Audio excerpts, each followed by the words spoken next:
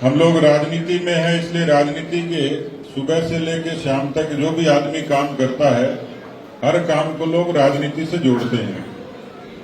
लेकिन मैं बहुत मजबूती से कहता हूं कि हर समय राजनीति और हर समय वोट की राजनीति नहीं होती। राजनीति का व्यक्ति भी समाज का व्यक्ति होता है, और जितना काम राजनीति में करता है वो समाज के जरिए ही करता है। और समाज नीति और राजनीति जब जुड़ जाती है तो मुझे लगता है कि समाज के लिए, सबके लिए अच्छा हो जाता है। देश में प्रधानमंत्री के रूप में नरेंद्र मोदी जी अपने आप में प्रेरणा है।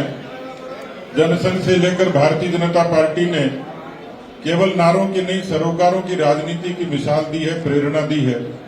मैं तो बहुत छोटा सा कार्यकर्ता हूं और एक गरीब किसान के घर में पैदा हुआ, लेकिन पार्टी ने, संगठन ने जो संस्कार दिए उसने यही सिखाया कि राजनीति को समाज नीति से जोड़कर ही काम करना है, केवल नारों तक सीमित नहीं रहना, सरोकारों तक रहना है।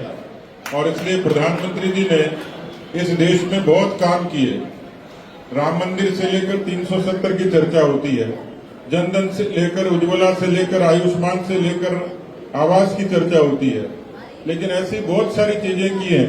भारत की सेना को ताकत दी है, भारत के लोकतंत्र को ताकत दी है, भारत की आर्थिक प्रगति को ताकत दी है।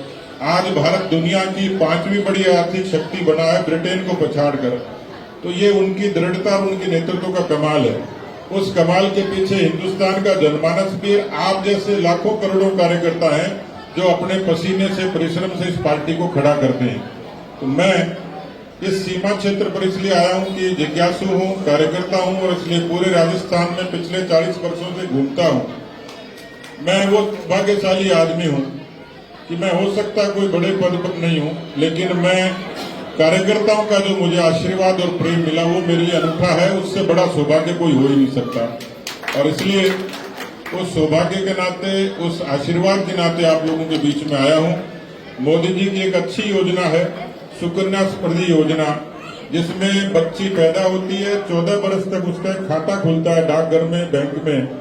जब वो बच्ची 18 साल की होती है तो उसको पढ़ाई के लिए, 21 साल की होती है तो विवाह के लिए उसको एक तरीके की आर्थिक ताकत मिलती है। मैंने ये संकल्प लिया था पिछले जन्मदिन पे जनजाति क्षेत्र में, नवरात्रि में जब कन्याओं का पूजन किया तो अनायास मन में आया कि इन कन्याओं के उत्थान के लिए कुछ करें। जो मोदी जी कर रहे हैं उसमें अपनी तरफ से भी कुछ अंशदान करें। तो जितने मेरे मित्र थे, मैंने उन सबको आग्रह किया था कि कोई उपहार नहीं लेके आए, एक सामान्य और सादे तरीके से जन्मदिन को आशीर्वाद के रूप में लें। और आज मेरा सौभाग्य है कि मेरे जन्मदिन के अवसर पर बाड़मेर के चिकित्सालय में जो बिल्कुल सामान्य परिवारों की महिलाएं हैं, उनकी कोख से नवजात कन्याओं का जन्म हुआ है।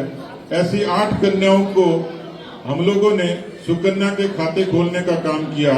मैं समझता हूं कि ये खाता कोई किसी तरीके का एहसान नहीं था, लेकिन मैं धन्य हो गया कि उन नवजात कन्याओं ने मुझे आशीर्वाद देकर इतनी ऊर्जा दी जिसकी मैं शब्दों में बयान नहीं कर सकता।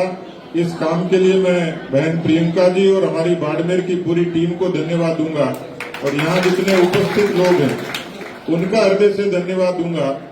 और मैं सौभाग्यशाली हूँ कि सुकन्या के अलावा सीमा के क्षेत्र पे जो लोग आंधी में, तूफान में, धूप में, बारिश में, सर्दी में, गर्मी में तपकर जो बीएसएफ का जवान सीमा पर सेवा करता है, उनको संबल देने के लिए, उनको हौसला देने के लिए, उनको सहयोग देने के लिए हमने बॉर्डर क्षेत्र पर, क्योंकि प्रधानमंत्री जी कहते हैं कि हमारी सीमा मजबूत होगी, सीमा का जनजीवन मजबूत होगा, सीमा का बासिंदा मजबूत होगा,